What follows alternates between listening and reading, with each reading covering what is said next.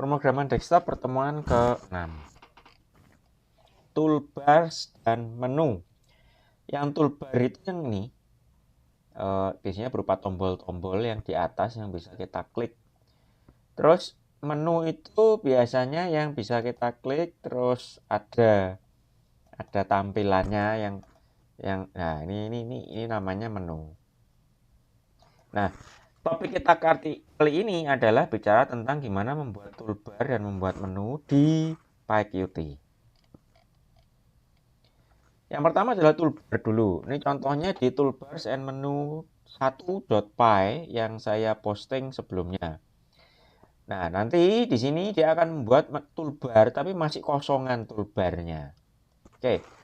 Coba di-download dulu yang toolbar and menu 1. Ini bisa enggak kalau saya save link as? Enggak bisa, harus di-open dulu.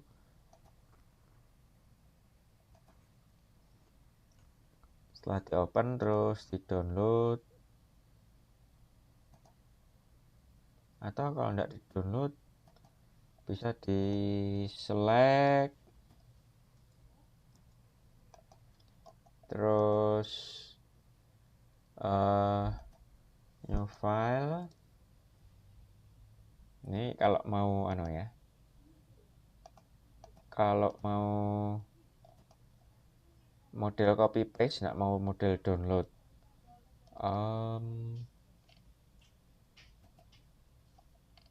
Saya masukkan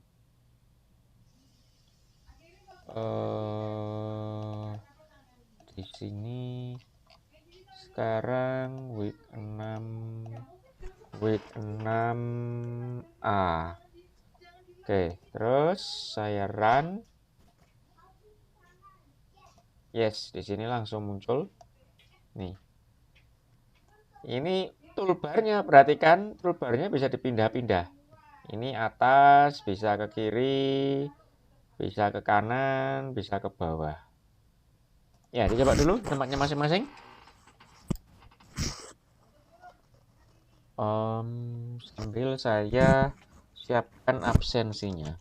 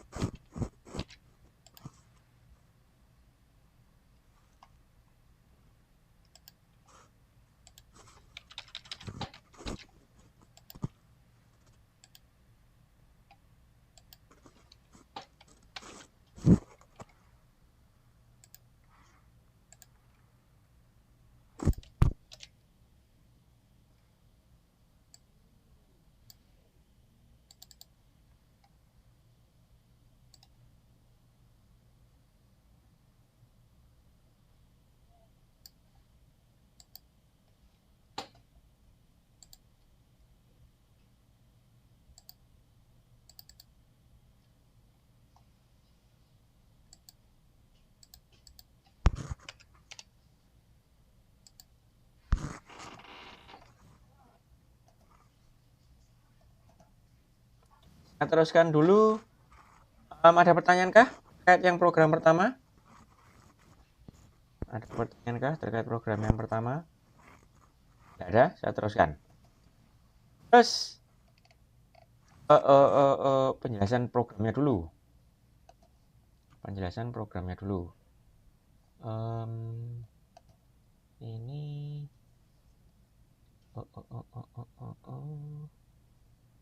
configure size-nya. Oke, supaya kelihatan lebih jelas. Di sini ini yang bawah ini normal ya. Terus dia bikin kelas main window, di dalamnya metode inisialisasi, dia panggil superclass inisialisasinya, kemudian set window title-nya, judul window-nya, kemudian bikin satu label hello supaya muncul di tengahnya sini hello, kemudian di set alignment, Qt alignment flag, alignment center. Setelah itu di set central widgetnya adalah label. Nah, bikin toolbarnya di sini, bikin toolbarnya. Toolbar sama dengan Q toolbar, setelah itu dikasih nama toolbarnya apa? My main toolbar. Setelah itu self sini main window di sini. Toolbar adalah toolbar. Tapi di sini kosongan. Toolbarnya kosongan. Tidak ada tulisan apa-apa. Oke, selanjutnya berikutnya kita tidak bikin entry, kita tidak bikin item di dalam toolbar yang bisa diklik. Nah, supaya bisa diklik, dikenalkan dengan yang namanya QAction dulu. QAction itu adalah sebuah kelas untuk mendefinisikan abstract user interface.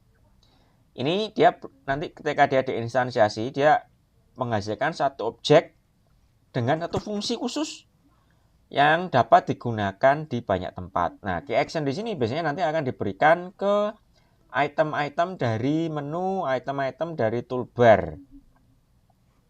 Ya, ketika diklik, program tahu harus melakukan apa. Makanya disebut sebagai queue action. Terus, di sini dicoba yang toolbars and menu yang aplikasi yang nomor 3. Di sini menu bisa diklik dan ada status barnya juga. Nih, saya tunjukkan yang di sini. Ini bisa saya tutup. Ini bisa saya download. Oke, saya open dari sini, masuk ke download. Oke, setelah itu saya run. Nah, sekarang ada entry-nya di toolbar berupa tulisan your button. Terus ada status barnya di bawah yang ketika kursor mouse kita ada di toolbar tersebut muncul tulisan this is your button. Kalau diklik akan muncul di sini klik false.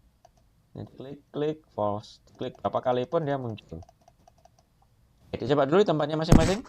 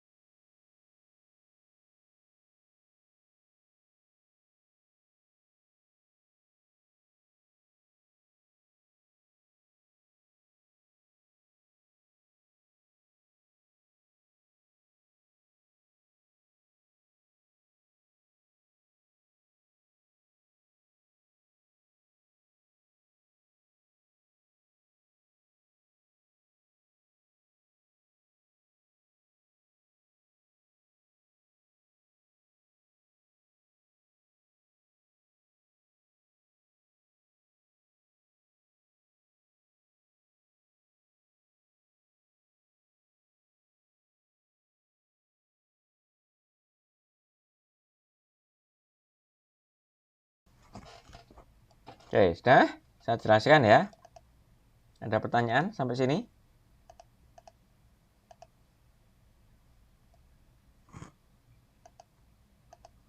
Ada pertanyaan sampai sini? Saya jelaskan dulu. Mana? Oh. Ini saya tutup saja. Nah, di sini mirip dengan yang tadi, set window title, bikin label, set alignment-nya, kemudian di set central widget-nya, terus bikin toolbar, sampai sini sama dengan yang program yang sebelumnya.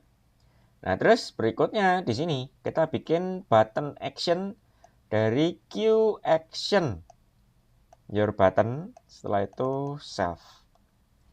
Terus button actionnya di set status tip, this is your button, jadi muncul di status bar nantinya. Button action dot trigger connect ke method on my toolbar button click, yaitu di sini. Jadi ketika button actionnya itu diklik, maka dia akan mengeksekusi metode di sini.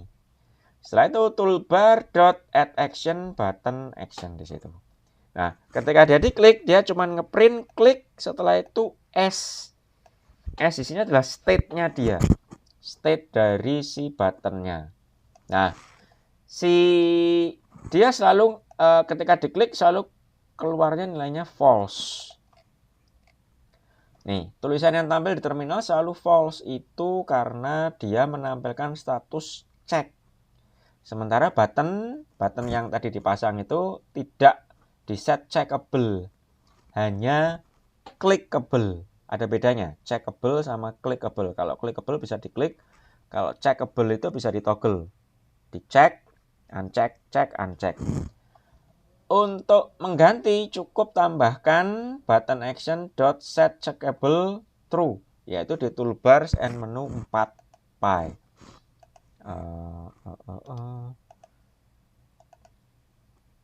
Program keempat.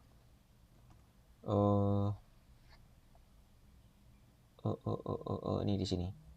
Button action set checkable true. Jadi ditambahkan di sini nanti dia bisa bisa dicek. Nih, saya tunjukkan. Saya run sekarang. Ini kan. Saya klik nih. Karena kondisinya tercek, dia klik true sekarang. Saya klik lagi uncheck, kondisinya sekarang false. Klik lagi true, klik lagi false. Ini karena pengaruh dari set checkable sama dengan true. Oke, saya lanjutkan. Berikutnya menggunakan icon. Biasanya tombol-tombol toolbar ini kan ada icon-iconnya kan. Ini ada icon-iconnya. Nah, karena emang icon itu daripada membaca panjang, tulisan panjang di toolbar, biasanya orang akan lebih cepat merecognize dengan ada gambar. Ini contohnya di sini ada gambarnya. Nah, di sini saya kasih icon bug.png dari website ini. Website yang ini. Saya sudah posting di sini ini bug.png di sini. Nah, mana tadi? Ketika setelah di-download, letakkan file bug.png ini ke folder yang sama dengan tempat file Python yang berikutnya ini, yaitu yang toolbars and menu yang kelima. Jadi saya download dulu toolbar and menu yang kelima. Saya download dulu. Oke. Terus bugnya juga saya download. Nih, download. Oke, sudah. Kalau sudah saya open dari sini.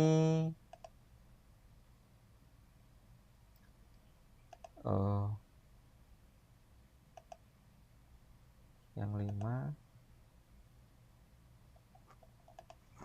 Bug saya sudah ada belum? Ya, coba saya coba dulu aja. Saya run. Yes, nih keluar.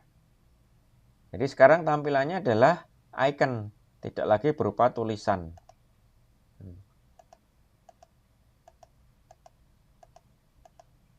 By the way, di website di sini itu ada banyak icon yang bisa kita download. Dia lisensinya adalah Creative Commons atau apa gitu loh, seingat saya.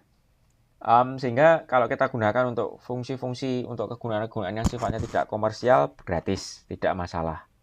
Baru kalau kita gunakan ikonnya dia untuk kepentingan komersial, maksudnya kita jualan, nah itu nanti baru aturannya berbeda. Tapi kalau model kayak begini nih, ngajar misalkan, itu kan tidak komersial, boleh-boleh saja. Oke, dicoba dulu tempatnya sebelum saya jelaskan.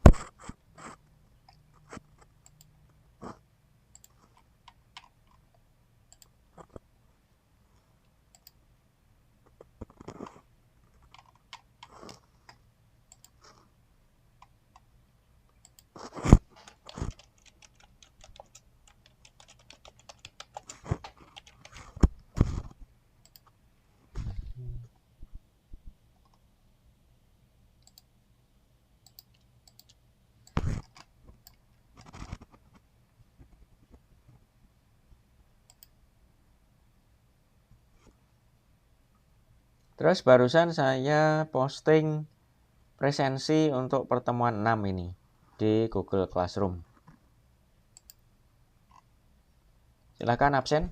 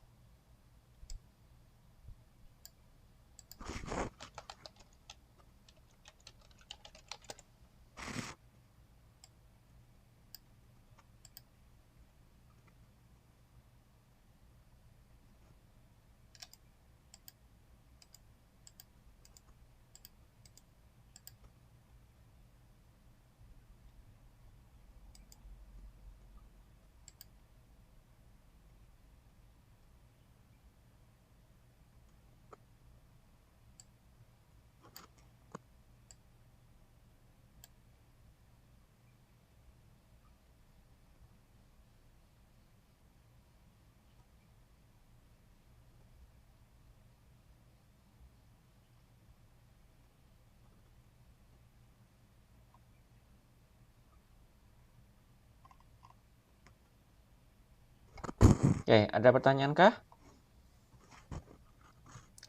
Saya jelaskan programnya. Ini yang 3. Oke, di sini normal ya, sama dengan sebelumnya. Bikin toolbar. Nah, terus kemudian di sini toolbar set icon size queue size 1616. Jadi kita bikin kita set kalau kita nampilkan icon di toolbar ini ukurannya adalah 16 pixel kali 16 pixel. Setelah itu self add toolbarnya. Nah, terus ketika dia bikin button action, dia bikin queue action, dia di dalamnya bikin queue icon. Terus OS path join base dir base directory dari si filenya ini toolbars and menu5.py di sini ditambah dengan bug png nama file iconnya tadi. Terus dikasih nama your button terus self. Selesai. Yang lainnya sama, set satu step, trigger connect, checkable, add action, toolbar add action, button action. Terus sudah. Set status bar ini sama dengan yang sebelum-sebelumnya. Bedanya kalau kita tidak menggunakan icon adalah tadi satu, kita harus menyediakan file gambarnya dulu, diletakkan di folder yang sama dengan folder program. Terus berikutnya ini mengeksekusi baris perintah ini set icon size. Terus ketika bikin button action, di dalamnya kita bikin queue icon. Sudah, itu saja. Maka secara otomatis toolbar kita akan menampilkan icon tadi. Oke, ada pertanyaan sampai sini? Ada pertanyaan sampai sini?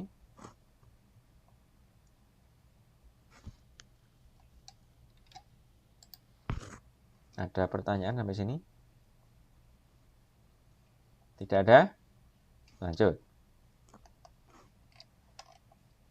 Setelah icon berikutnya adalah multiple buttons dan checkbox. Jadi bikin toolbar yang buttonnya tidak cuma satu. Dari tadi kan buttonnya cuma satu aja kan dari tadi. Nah ini bikin button yang kedua. Terus ada checkbox-nya di toolbar. Jadi tidak hanya sekedar icon tapi ada kotak untuk checkingnya. Nah bisa dicek di program toolbars and menu yang ke-6. Saya buka di sini.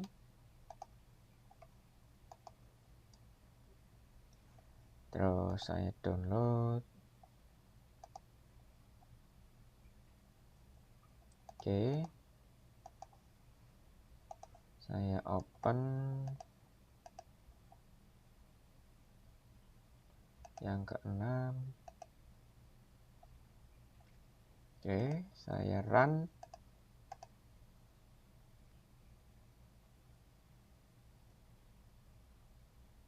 Ya, di sini muncul tombol yang kedua yang bisa kita cek. Oh, ini ada tombol sama lagi checkbox di sini.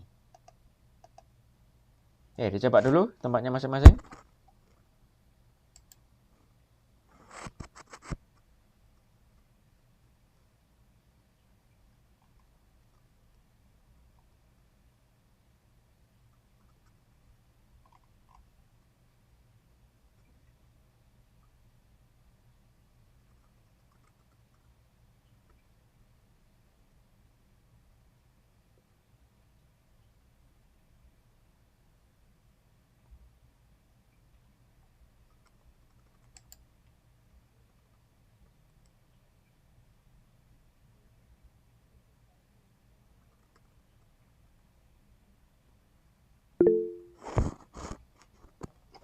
Ada pertanyaan? Ya, silahkan. Diki?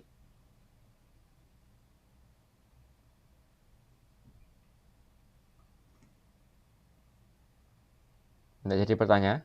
Oke, ya sudah. Ada pertanyaan yang lain?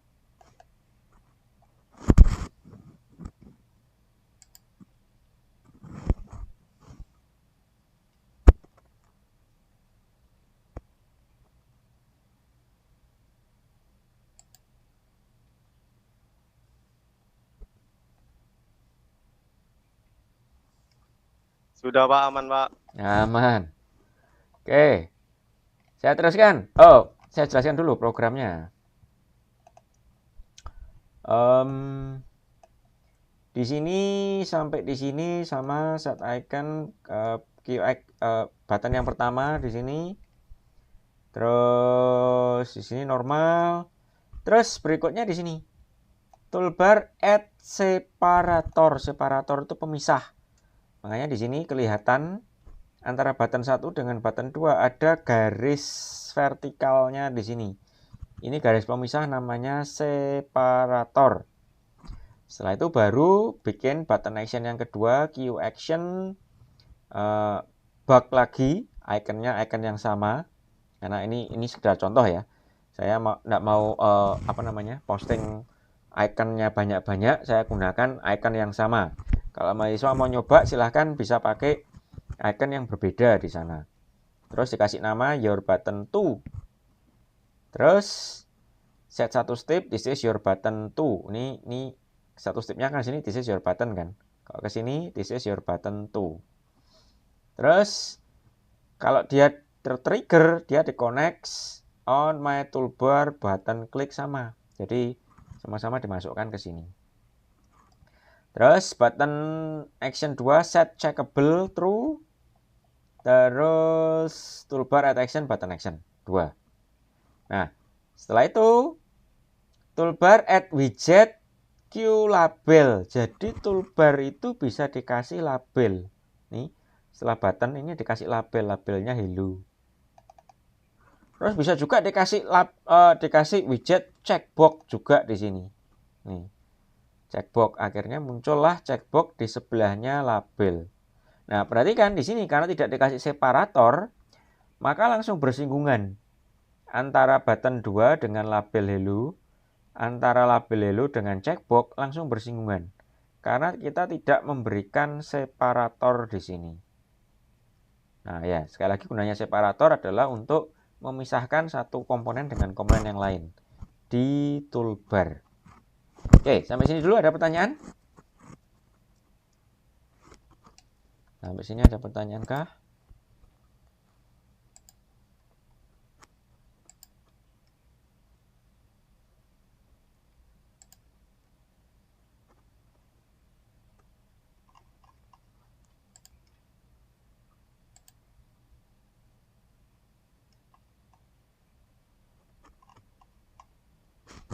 Tidak ada? Lanjut.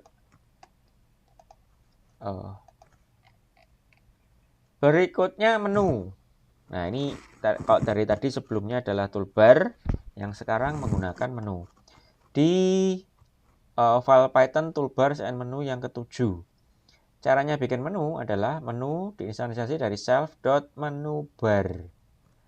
Nah setelah itu menunya di add menu dan file. Muncul nanti menu file. Diterima ke file menu.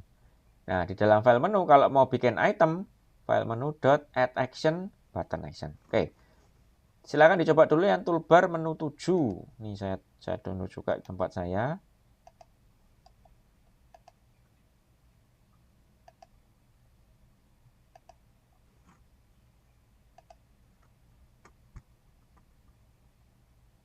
Oke. Saya open toolbar menu 7. Terus ini saya tutup, ini saya run. Nih. Ada menunya, sekalipun itemnya cuma satu. Itemnya cuma satu. Oke, dicoba dulu.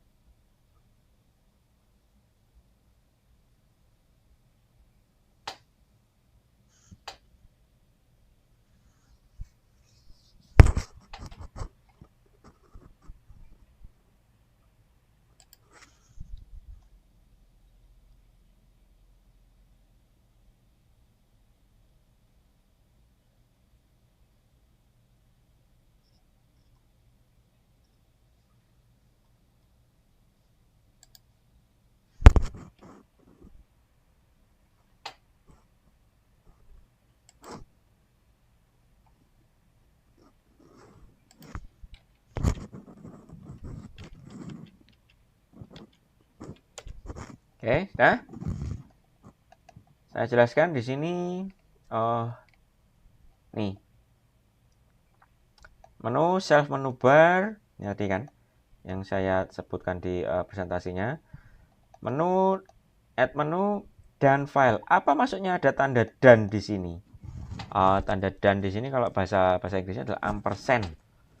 Tanda dan. Nah, maka kata huruf pertama di sebelah kanannya tanda dan di sinilah itu yang jadi shortcut-nya. Jadi di sini file gini kan, saya bisa tekan Alt F. Ini saya tekan dengan menggunakan tombol keyboard mouse Alt F. Itu shortcut-nya dengan tombol keyboard ini dan F. Kalau ini ganti dannya di sebelum diposisikan sebelumnya I, maka nanti Alt F tidak lagi berfungsi. Yang berfungsi adalah Alt I untuk membuka menunya ini.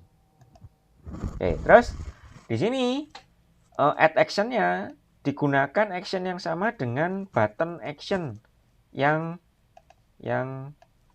di sini, tombol yang pertama. Jadi ini diklik, ini akan sama hasilnya dengan kalau kita ngeklik menu, setelah itu diklik di sini. Nih.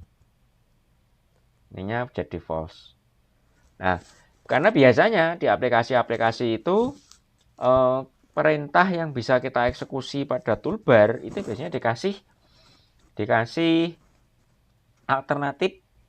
alternatif pengaksesan lewat menu.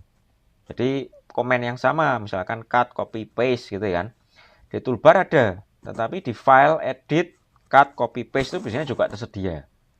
Nah, itu gunanya ini yang saya contohkan di sini, button action-nya digunakan cuma satu untuk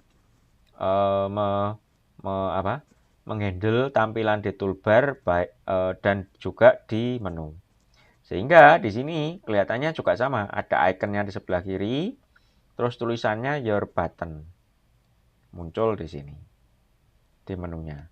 Itu tadi kenapa yang di sebelumnya saya bilang bahwa Q action itu bisa digunakan di banyak tempat, itu contohnya di sini. Jadi kita bikin Q action yang pertama, ini button action di sini, bisa digunakan di toolbar. Objek yang sama bisa digunakan di menu buttonnya. Ada pertanyaankah sampai sini? Ada pertanyaankah sampai di sini?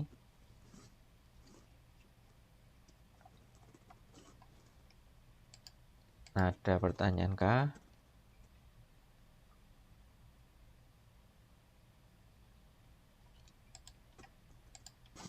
Kalau tidak ada, saya teruskan.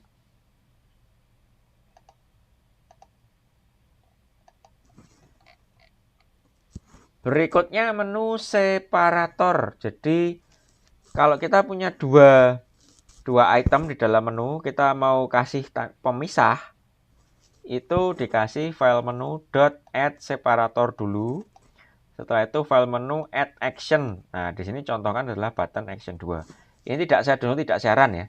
Silahkan bisa dicoba sendiri. Tapi intinya di toolbar menu 8 di sini dia menambahkan dua baris perintah ini yang hasilnya nanti aplikasinya dia ada separator, setelah itu ada entry atau item yang kedua di menu file. Lanjutnya bikin sub menu. Nah, kalau yang tadi yang sebelumnya itemnya sejajar dalam tampilan file yang sama. Nah, sub menu itu bisa cursor mouse bisa kita letakkan di sana, dia akan muncul menu di sebelahnya. Ini mirip seperti ini download, bookmark list ini muncul lagi. Ini reading list muncul lagi di sini. Find and edit muncul lagi di sini.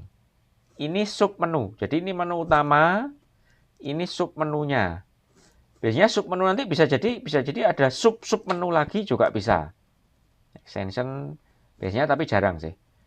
Jarang. Ada tapi sub menu. Nah, caranya ada dicontohkan di toolbars and menu 9. Saya download toolbars and menu 9.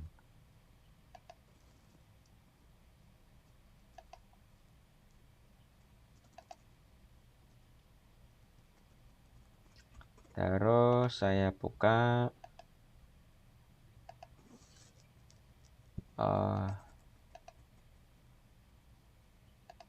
saya run. Nah, ini diklik, ini ada sub menu, ada your button yang kedua. Oke, dicoba dulu tempatnya masing-masing.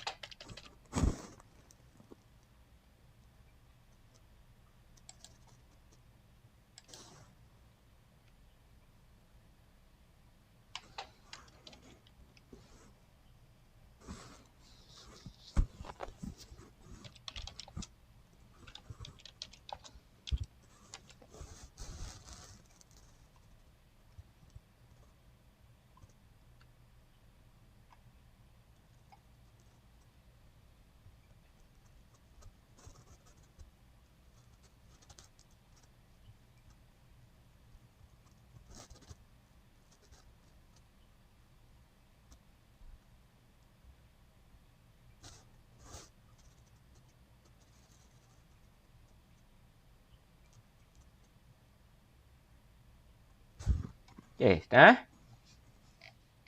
di sini nambah submenu modelnya begini. File submenu, setelah itu file menu dot add menu. Berikutnya dikasih nama add menunya ini apa? Submenu. Kata-kata di sini, string di sini akan muncul di sini, submenu di sini.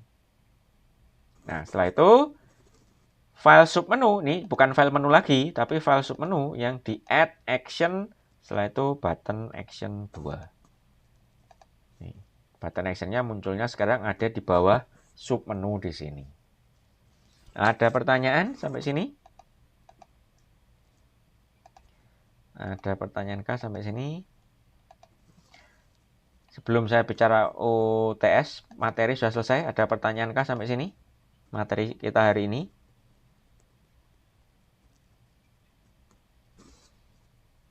Ada pertanyaan kah sampai di sini?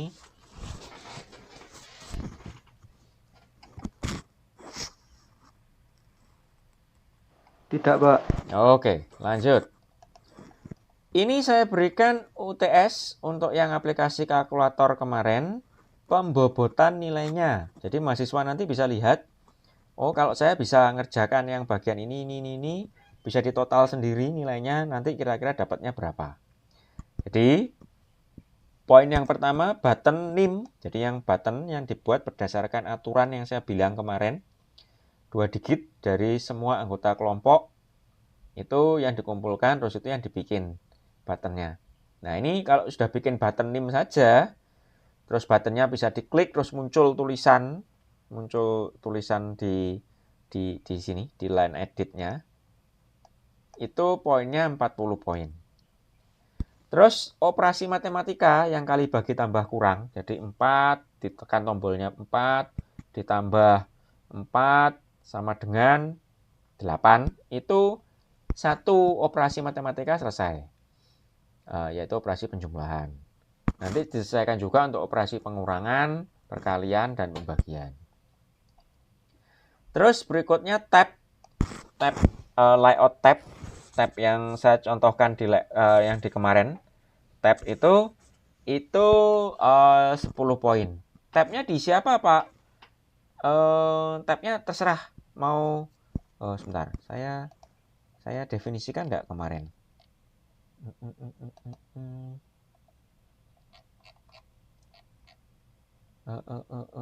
Nah, tab di sini itu untuk menampilkan tombol yang sama, tombol-tombol yang sama, hanya saja bedanya di tab pertama tombol-tombolnya diatur menggunakan layout grid.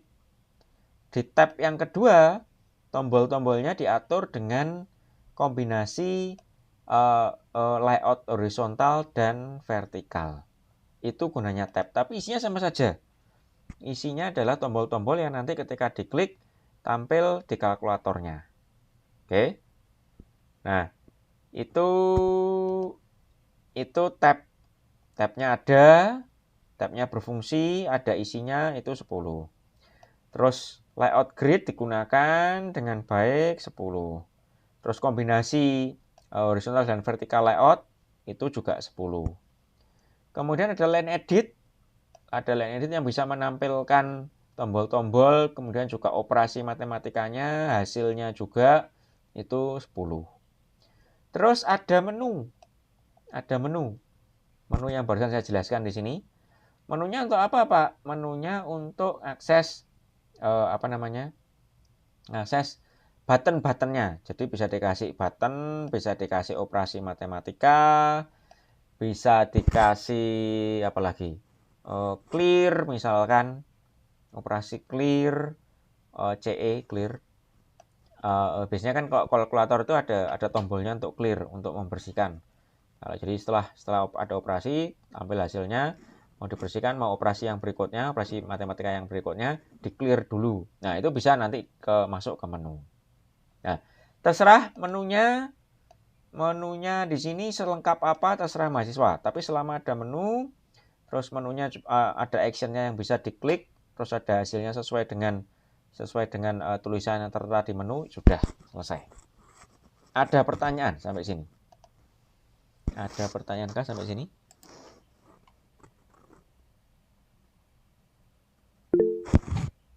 Ya, silakan Yuda.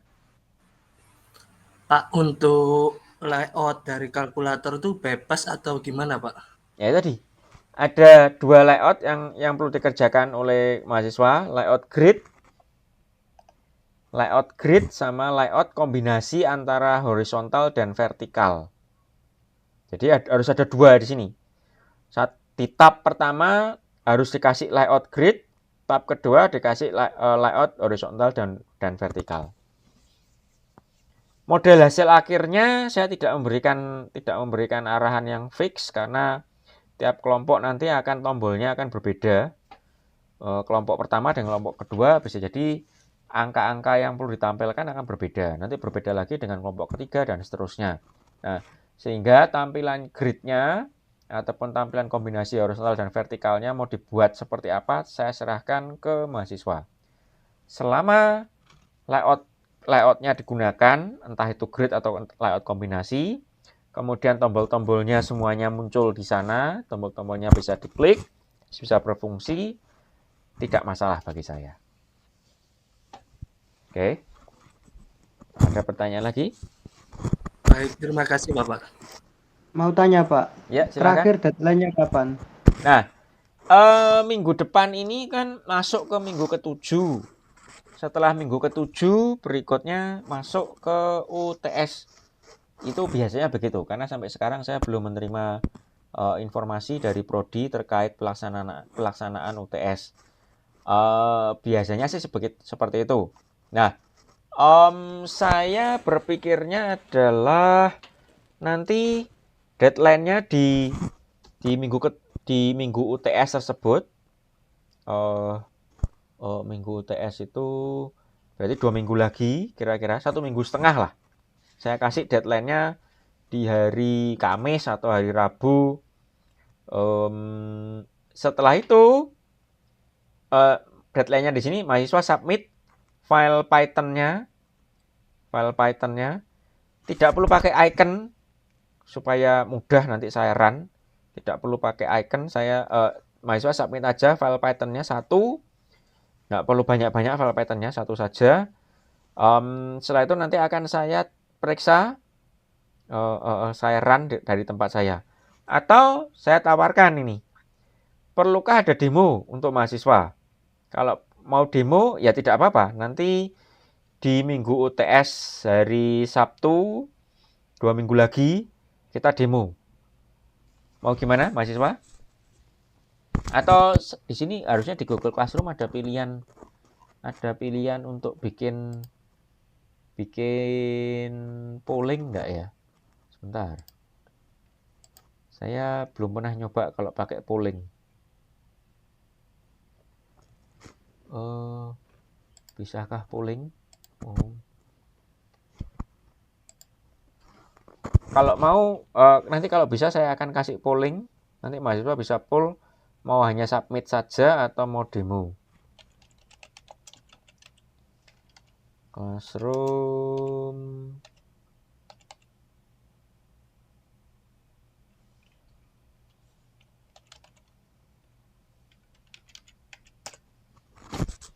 Oh.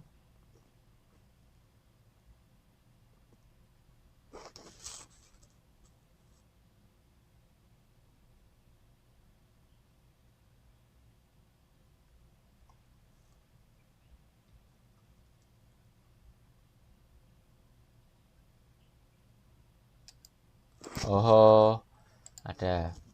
Ntar classwork, create question. Setelah itu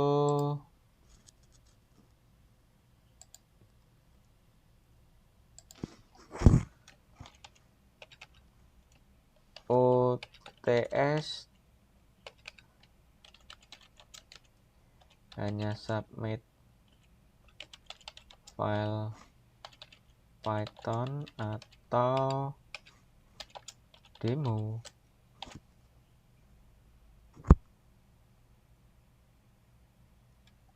Ini terus.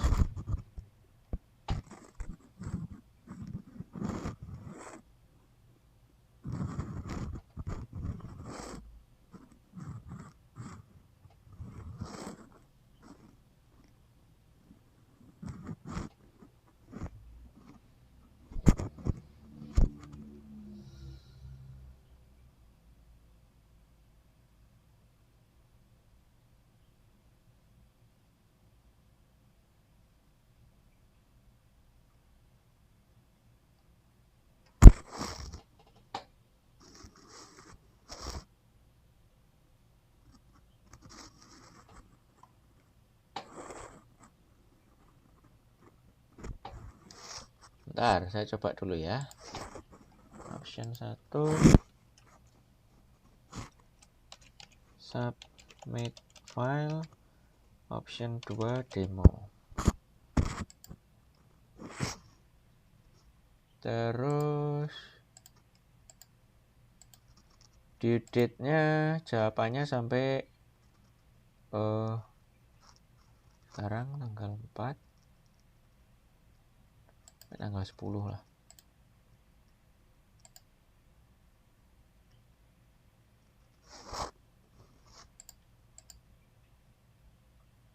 Tuh. Oh. Oke.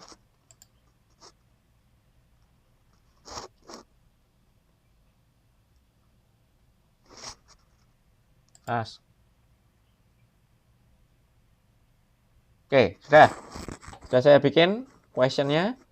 Nanti berdasarkan jawaban dari mahasiswa di sini, saya buka.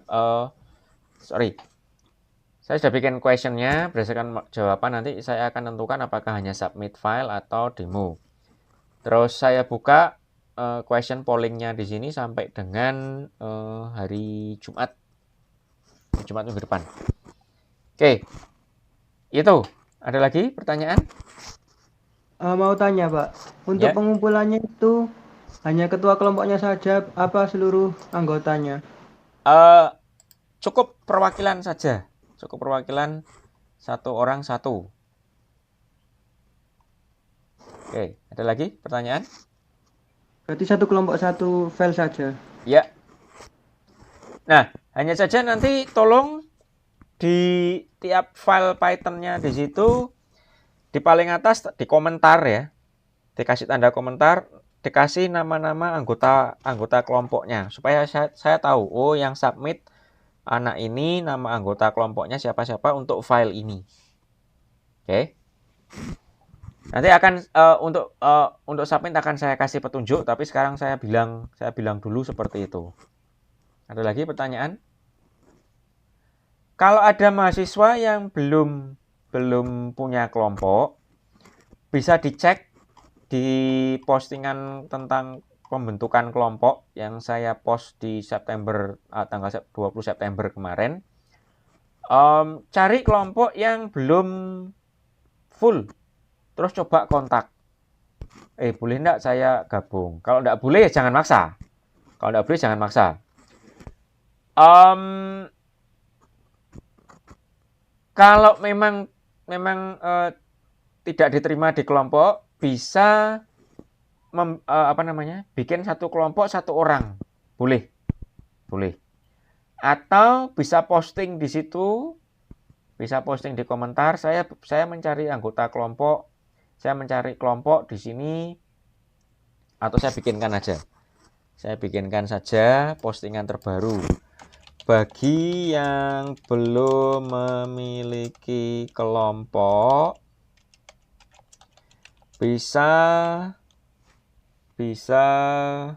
memberikan komentar di posting ini supaya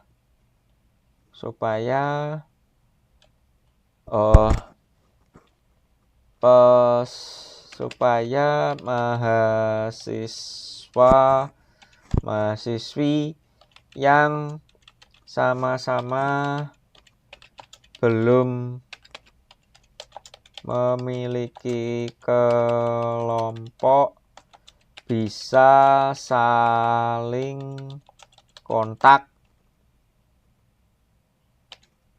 Oke, saya post. Jadi barusan saya posting.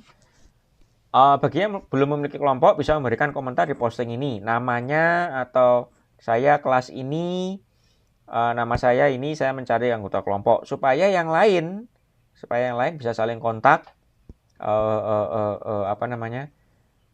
Bisa bikin kelompok yang baru. Saya kurang tahu kalau di mahasiswa bisakah saling mengirim message ke mahasiswa yang lain di Google Classroom? Ada yang pernah mencoba? Tahu saya tidak bisa, Pak. Tidak bisa. Nah, berarti nanti ini saya edit, berarti tulisan saya. Harap menuliskan nama dan alamat email yang bisa dikontak oleh mahasiswa-mahasiswi lain. Jadi supaya ada komunikasi bisa terjalin, bisa dikontak di situ. Bisa ditulis di sini namanya, terus alamat emailnya, supaya nanti kalau ada mahasiswa yang lain masih butuh, oh ya ini kelas, oh ya satu lagi kelas, nama, kelas, dan alamat email. Karena satu kelompok satu kelas yang sama. Ini ini upaya saya supaya mahasiswa-mahasiswa yang belum punya kelompok bisa punya kelompok. Ada lagi pertanyaan? Bisa di refresh ya. Ini saya edit soalnya. Yang barusan saya posting saya edit soalnya. Terus jangan lupa pertanyaan saya itu dijawab. UTS-nya hanya submit file atau demo. Oh ya, saya jelaskan dulu. Karena kelebihan dan kelemahannya dari submit file atau demo. Kalau submit file, kelebihannya adalah mahasiswa enggak perlu demo, enggak perlu menyediakan waktu khusus, cukup submit file, selesai. Nah, kelemahannya kalau submit file, kalau file yang disubmit ternyata error, enggak ketahuan kalau yang seperti itu. Ketika saya buka, saya download, saya run, error. Kalau yang seperti itu, pilihan saya dua. Saya kasih nilai jelek, nilai default, nilai jelek, atau saya kontak kelompoknya, ini filemu gagal saya run. Silahkan kirim lagi, tetapi nilainya saya kurangi. Karena tidak fair, yang lainnya submitnya sesuai dengan deadline, tetapi dia submitnya sesudah deadline lewat ketika saya koreksi. Intinya, kalau ada sesuatu hal yang error terkait submission filenya, itu akan lebih sukar kalau tidak lewat demo. Kalau demo kan langsung bisa saya lihat, oh ya sampai segini. Oke, langsung Langsung bisa saya kalaupun ada error, mahasiswa bisa langsung memperbaiki. Oh ya, ini error Pak, ini filenya yang ini, saya ambil file yang dari sini. Nah itu nanti bisa lebih siap. Jadi nilai tidak akan ada yang namanya nilai terlambat, nilai dipotong karena error, karena terlambat, tidak ada. Itu plus minusnya. Plus minusnya antara submit file dan demo. Saya silahkan ke mahasiswa. Mau demo boleh, mau submit file boleh, saya ngikut saja. Mahasiswa mau, Pak, saya mau submit file, saya ikuti. Nanti kalau hasil pollingnya ini mahasiswa pilihnya demo, saya ikuti juga. Oke? Oke, ada lagi pertanyaan?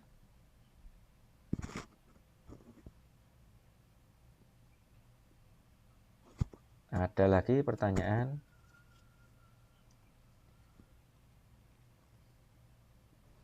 Kalau demo berarti live code pas demo itu, Pak. Enggak, jadi dikerjakan, kan ada deadline-nya kan. Ketika deadline submit. Iya. Nah, setelah itu ketika demo ditampilkan ke saya. Nanti ditunjukkan, oh ini Pak fungsinya di sini, ini apa namanya, cara kerjanya begini. Ini yang bisa, ini yang enggak bisa Pak. Ya sudah, itu aja. Mungkin akan saya tanya-tanyai, ini fungsi ini yang mana, fungsi ini yang mana.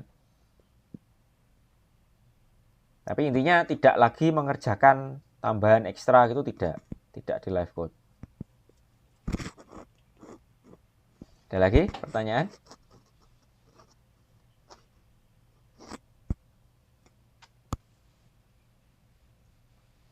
Ada lagi kah pertanyaan?